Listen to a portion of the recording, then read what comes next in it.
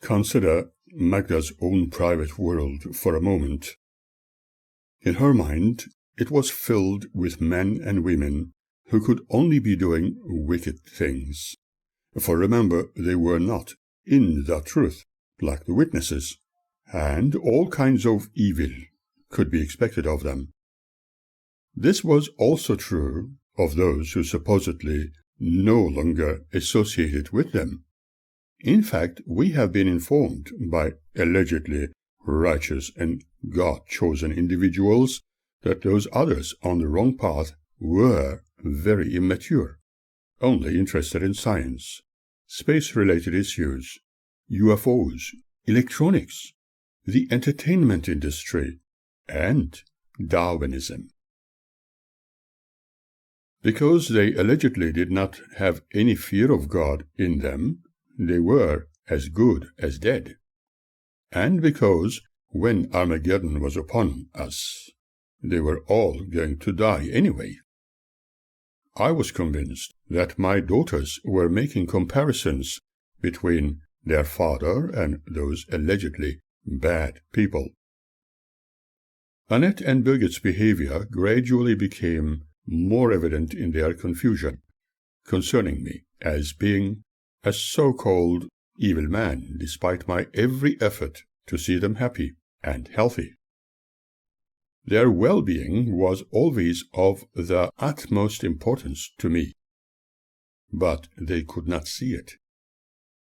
I preferred to keep silent about the situation, just observing the circumstances and making sure that one was not involved in anything which could lead to being judged as a wrongdoer, just like Magda's abuse in the name of so-called godly discipline. However, since she was a woman and the mother, her way of punishing the children was not seen as wrong, but I would never agree with her methods, unlike the witnesses. Since my childhood, I have always loved having pets around me, both dogs and cats. The only time I had no pets was when I lived in Germany, for the people I shared a room with never seemed to be interested in any pets. And when I married Magda, we had no cats or dogs. But in Australia, I always had pets. They were by far my best friends, and I cared for them as if they were my family. After our separation, I had 2 German shepherds for a while, 3 wonderful palominos, 2 carpet snakes, and several cats. When we moved to Hobart, we had a lovely tabby, and after moving to the St. Kilda, Elwood area, while the children were still with me, we had a black female Burmese cat we called Blink, who had several kittens over the years. When Claude was graciously allowed by his mother to visit me, I videotaped an occasion when Birgit threw Blink onto his lap, despite being told not to. But for some reason, as she told me much later, she enjoyed hurting Claude by dropping the cat on him. The cat dug its claws into the boy's skin, hurting him, and when he cried, she giggled. I am sure they have changed since then. Or have they? I certainly did not expect her to do anything like that, and years later she denied ever doing such a thing. I have kept that video along with the other documentaries I proudly made. I treasured those images because I was unable to see Claude very often. But when I had access, he had some interesting stories to tell me. Trains excited him, and he told me that the fastest train in the world was the Streaker. However, I could not find any information about that train anywhere, therefore concluded it was his invention. Years later, I digitized those memories and gave one to him. When Blink had several kittens, I decided to give Claude the most beautiful one, and one evening we took it round to where he and his mother lived. Unfortunately, Magda was never a pet-loving person, and was none too happy about having a cat at her place. She said she preferred to leave the cat outside when she was not home, or at night. However, Claude was really excited about the kitten. A week later, the children were crying their eyes out, and Claude was devastated about the death of the little kitten, which was seemingly run over in front of their door, and Magda immediately had it put to sleep. According to the girls, it was going to be a little too expensive to treat the animal. Sadly, it felt as if I had sent the poor animal to its death by giving it to them. Magda told her daughters in my invisible presence that we should not worry about it, as it was only a cat. I felt she deliberately kept the animal outside, hoping that it would get killed, for she hated cats for unknown reasons. I remember so clearly how she disliked cats even before, although we had one in Hobart for Annette. When that poor animal gave birth to several kittens, coming home from work, I found Magda helping Sister Kudovik drown the kittens in a hessian bag, dipping it in a large bucket of water. When asked her how she felt doing it, her reaction was completely emotionless, as if what she was doing was a necessity. She even asked me to help her. Apparently her folk had been doing this, for it was allegedly unhealthy for the environment, as cats were thought to be vermin. Although some people in Australia consider cats dangerous to wildlife, it is really a matter of responsible and ethical ownership. As far as I am concerned, unwarranted destruction of any life form is unacceptable. Going back to the occasion of Blink's kitten seemingly being run over in front of her front door, Magda was very happy that the cat was now gone. One of my observations came to mind. Whenever she had any cats, they always suffered the same fate. Feeling very sad about the loss of a tiny life, and Claude's emotions, I suggested that he would have pets only at his daddy's place from then on. My girls also felt very sad for several days.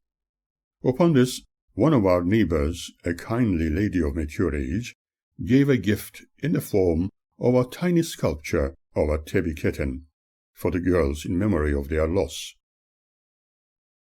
This woman told us that we were the only people who talked to her with a lovely smile, and she spoke about how good it was to be recognized as a human being.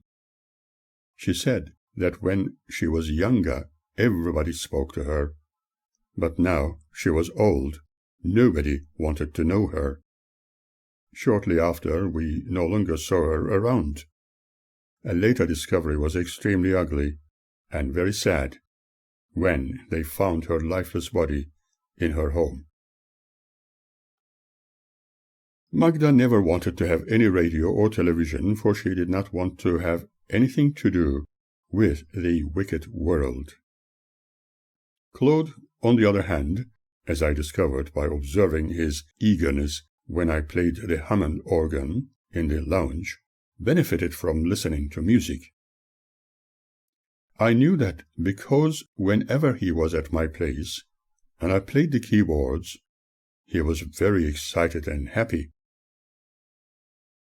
He often told me how much he would love to listen to music, but his mother would never allow him to do so. She did not want him to sin. He probably accepted having to live in a home where the only entertainment was his mother reading the Bible, or perhaps singing Jehovah's Witness hymns, which they called kingdom songs. I once gave her a small radio set and believe she was occasionally starting to listen to a Melbourne commercial radio station, 3AK. A little later I made a small speaker system to attach to her radio to have a little more listenable sound, but she did not appreciate it. According to the girls, she never used it, and after a short while it disappeared. My feeling was that she probably put them in the rubbish bin to be collected or burnt due to extreme Jehovah's Witness superstition, that I might have put spells on them to harm her. Remember how the Strohbachs used to burn the boots and bed cover my mother sent? They burnt them behind my back, and much later proudly told me about their great deed, believing that my mother was a wicked witch, because she used to read tea leaves and coffee grounds. An interesting point here was that when I gave the radio and speaker system, the girl who was once my wife treated me like a young child, ordering me to thank those friends for giving us blocks of chocolate. Seemed to have forgotten her own principles, for she never thanked me. However, it did not bother me, and I preferred not to comment about it, while thinking that obviously different rules were applied to every individual. Did she by any chance think that I was perhaps dumping my junk on her, which I could easily discard by myself? And not something worthwhile like a bundle of Watchtower magazines. I say this because she once made mention of it. Occasionally I took the children on an educational tour of the city to show them what varieties existed in the culinary scene. We often frequented the Greek district in Melbourne's Lonsdale Street. Although not encouraging them to live on sweets alone, I was able to introduce them to what color and tastes existed within international cuisine. One such outlet was Ditney's Greek Sweets Restaurant, and this way they were exposed to a more delightfully rich variety of food other than just visiting McDonald's. Strangely, both my daughters preferred McDonald's food better. Unless the food was from this outlet, Annette never considered it as something edible. In fact, no food I cooked or created was good enough to eat as far as she was concerned. I wondered if she liked her mother's cooking better. I would be perfectly happy if she did, for Magda was a reasonably good cook, although she never had much time and could not accept my ability of creative cooking due to her preconceived ideas. In those days, for some old-fashioned reason, a number of people, including Magda, were of the opinion that men could not prepare food or were very lazy cooks. I never bragged about my cooking, but I certainly had a very good go at it. Claude was very easily pleased, accepting my choice of foods and way of cooking. At times he asked me if I could again make healthy sweets for him, after tasting some of the traditional Armenian and Indian ones. One of them was halva, using fine semolina, honey, and cinnamon, or cloves, also known in other parts of the Middle East by different names. The other was the typical Greek or Turkish sweet known as tahini halva. It is usually made of crushed sesame seeds, sugar or honey, and some starch. He could not wait until he had some thick slices of it whenever he was able to spend time with me. He liked the chocolate version best. Like their mother, my daughters found it to be a little too sweet, although the ones I prepared were not excessively sweetened, due to my understanding of health. Annette always attempted to find something wrong with my cooking, comparing it with McDonald's. Maybe they did not realize that McDonald's food was usually prepared by men in the outlets we visited. I always believe that nothing could beat home cooking, especially when a nice variety is created, and in a balanced, nutritionally perfect way, it is more fun and healthy for growing children.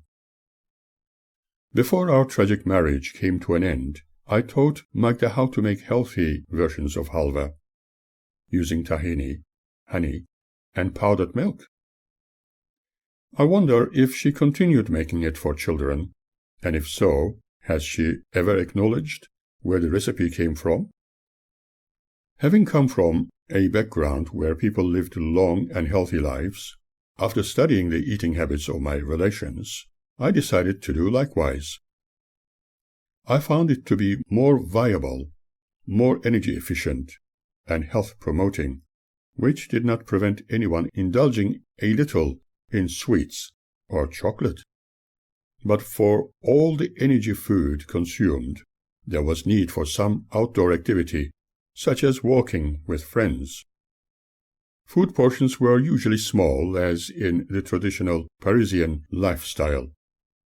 People did not follow the 3 times a day method commonly practiced around the world. My older relatives usually at the top part of the crop exposed to the sun, and had many varieties of vegetables, fresh seeds, legumes, and a large quantity of fresh fruit. They had small amounts of red meat and lots of marine-based food. Despite their stressful existence, they lived long lives.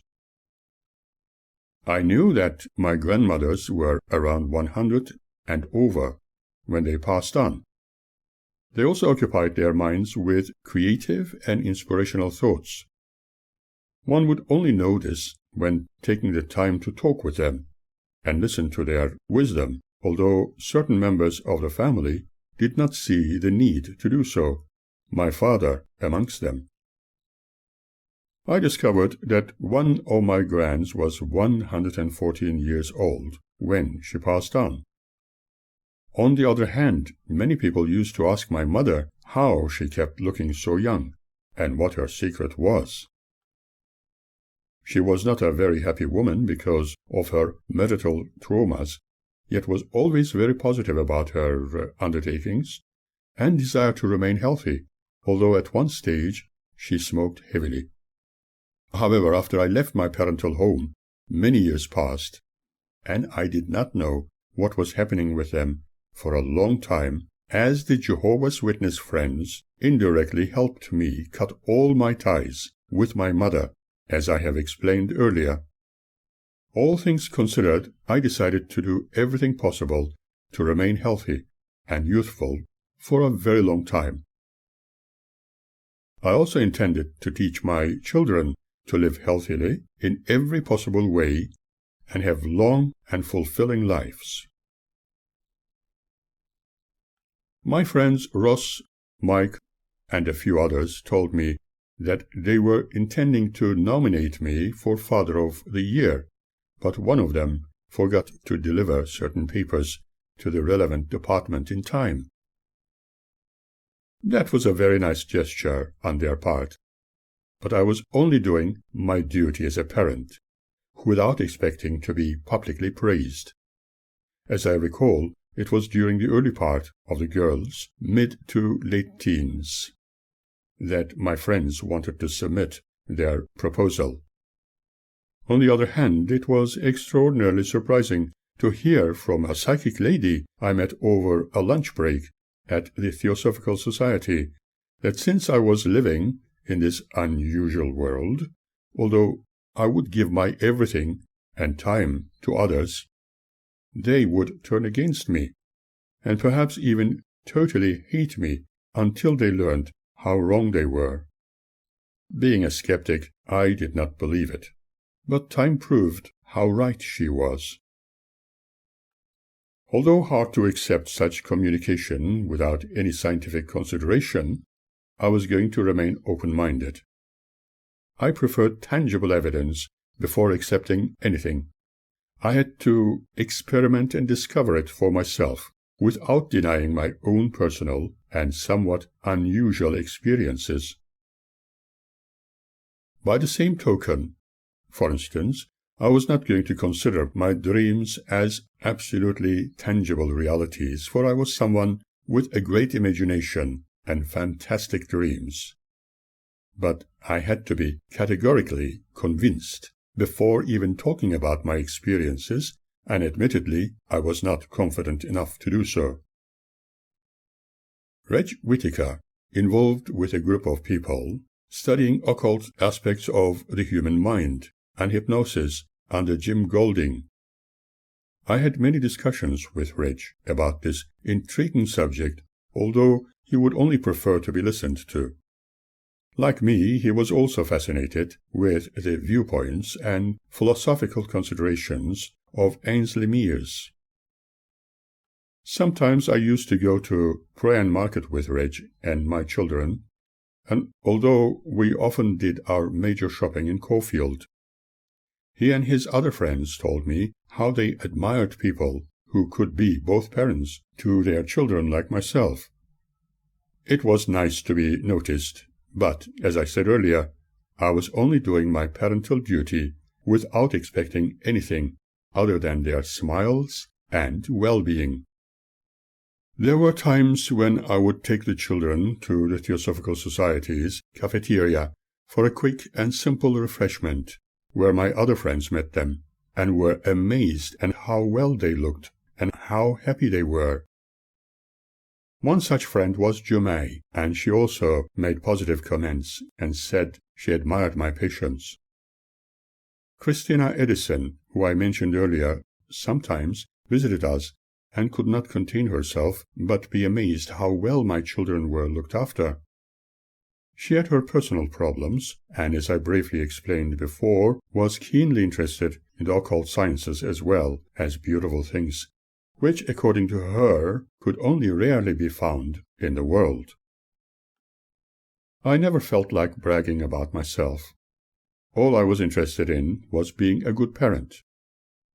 I never wanted anybody to feel pity for me, being a single parent, for I always preferred to be a complete parent, and although my wife was no longer interested in me choosing to be closer to Jehovah's Witnesses, my responsibilities as both parents in one was not easy, yet I knew that one day my darling children could also turn against me, and that the psychic lady's prophecy would come true. You might ask why I thought so. The answer to that is this: because my wife, believing in supposedly the righteous ways of her witness friends, overpowered the children, making them accept that their father was evil, constantly indoctrinating them to leave him as she ardently hoped, diligently hammering her wisdom against me into their young minds for a considerable length of time. However, she was a very vulnerable and naive woman. In this way, aided by the great service of her faithful brothers, all her unbelieving husband's efforts would be nullified, leading to their triumphant rejoicing. I would never own my children, unlike their Jehovah's Witness-controlled mother, for they had their own lives to live. It is devastating for me to consider the facts, as I prefer to see only positive and beautiful things in others. However, it would be foolish to accept Magda's Jehovah's Witness-controlled characteristics as something perfect in her vulnerability. It was hard to see such a beautiful-hearted girl, as I once considered her to be, drift into a heartless darkness. There were already signs of resentment and hatred from my daughters against me and my standpoint when they were in their mid-teens. After her attempts to teach me how not to trust her, Annette often bragged to her friends about her father being a good person, whereas in reality she behaved deceitfully. One evening, upon coming home, I discovered some boys extremely close to her in the lounge room, treating the place like their own bedrooms. When one of them demanded who I was coming in like that, I told them that I lived there and was Annette's father, whereupon I asked them to collect their things and leave. I was disturbed by being greeted like that, and the scene which confronted me as soon as I entered my home. Obviously, they were not too happy about it. When I told Annette that it would be nice if she would tell me before she invited any of her friends, she became exceptionally nasty, swearing with the ugliest words one can imagine. At that moment I knew what I was dealing with. I asked her to help me clean up the mess after her boyfriends had left, but she did not want to help me. Instead, she shouted at me further with her curly words and told me that I never wanted to allow her to have any friends. I thanked her for her kindness and continued cleaning the place. What they were dropping on the carpet in large portions was extremely sticky and hard to clean, and it took me a long while to do so. She went to her room, crying and nervously talking to her sister, using a few more expletives. From then on, her ugly attitude towards me continued, gradually worsening. As my daughters matured, their behavior drastically and adversely changed. By now, Annette was enjoying early teens episodes of complete confusion, and was probably under the influence of the ugliest curse one discovered in some schools, namely, the availability of habit-forming substances. I had no direct proof, but by observing Annette's changing attitude and her eyes, it showed me something that was every parent's nightmare. Then again I hoped and wished I was wrong. When I heard her talking loudly, I deliberately recorded it without disturbing either of them, for every time I mentioned that she was talking at night, she would emphatically deny it. What she spoke was mostly about boys at school, smoking the stuff, and that her dad would not allow her any freedom. She was certainly not talking to her sister. Discovering this, I had several discussions with some friends practicing psychology, and we came to the conclusion that teenage development, especially from broken families, could present similar conditions. Unfortunately, the still developing brains of young ones would be severely damaged by their indulgence in drugs. When visiting the restroom at home, I discovered the unique aroma of tobacco and strong smell of habit-forming drugs, which caused me asthma attacks. Obviously, at least one of my daughters was secretly enjoying them in the toilet, and I was not meant to discover nor question it. After experiencing those episodes, I questioned both girls why such a smell was in the bathroom, and they only shrugged their shoulders, proclaiming, "I don't know." When they spoke, I could smell the drug or tobacco on Annette's breath. When I asked again, they chose to shrug their shoulders and repeat the same words, "I don't know." After a while, with much difficulty, I spoke about this matter with their mother, and she responded with an everlasting silence. I wondered if she took any note of it at all, or did she think that their father should deal with this problem because he had their custody? Did she at all speak to the girls? I preferred to talk to them gently, without making a fuss. Furthermore, according to her friends and teachers, Annette was extremely active with boys. I attempted to talk to my daughters, particularly Annette, that it was normal for young girls to want to get to know all about boys, but there were certain things I hoped they would be careful about. No parent would desire their young child becoming pregnant at a very early age, although there are exceptions in some cultures. As expected, she angrily told me, "So, you don't want me to have any friends? You don't really want me to be happy?" I was shocked. I kept cooking, clothing, cleaning, tidying, and doing what any parent would do, but said little for a long while. I felt that my daughter's desire to stay with me was only based upon their hope to avoid their mother's constant nagging, taking advantage of my tolerant and forgiving nature. However, as time went by and Annette matured, she still continued inviting several boys home when I was not there. Interestingly, every time when others visited my home while I was out, I would know, for they always left a terrible mess behind them and accursed tobacco fumes. Annette did not like me discovering this.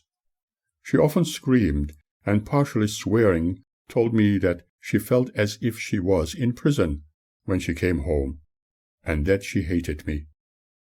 On the other hand, Birgit still remained a trifle friendlier. There were times at a late hour of the evening I would dim the lights in the lounge, listen to some light music, and ponder on all the episodes of complete disturbance caused by me involuntarily being involved with Jehovah's Witnesses and the discordance of living with someone who loved only her faithful brothers. Pondering upon my bitter experiences, uncontrolled tears rolling down my cheeks, I sat in my lonesome corner. Occasionally Birgit would come to me to say good night. "And don't worry, Daddy. Everything will be good again. You will see." I would kiss her on the cheek and let her go to bed. However, Annette continued with her very naive attitude, following some of her school friends' trends of hatred towards their parents. She saw it as something normal, and now she was keen never to take me seriously. She began to repeat how she regretted having stayed with me, because apparently I had not allowed her the freedom to love boys, and therefore I was, as her mother declared, a terrible man. This way she kept hurting me, but I applied the golden rule and remained silent. I wondered what Magda knew about this. What indeed had she been told? What lies did she believe in as true? Maybe that psychic woman was right after all. Unfortunately, I'm unable to wipe off the memory of that some time ago. Long before Annette's smoking habits were detected, one day both girls were feeling very jolly, smiling, singing their favorite songs, and even dancing. As always, it was lovely to see them happy. Both told me how much they loved me, but I knew that their overly friendly attitude had something behind it. The truth of the matter is that I could no longer trust either of them. I thought that probably they wanted money for something they wanted to buy. That would be all right, but their friendliness became rather too artificial. It was frighteningly false.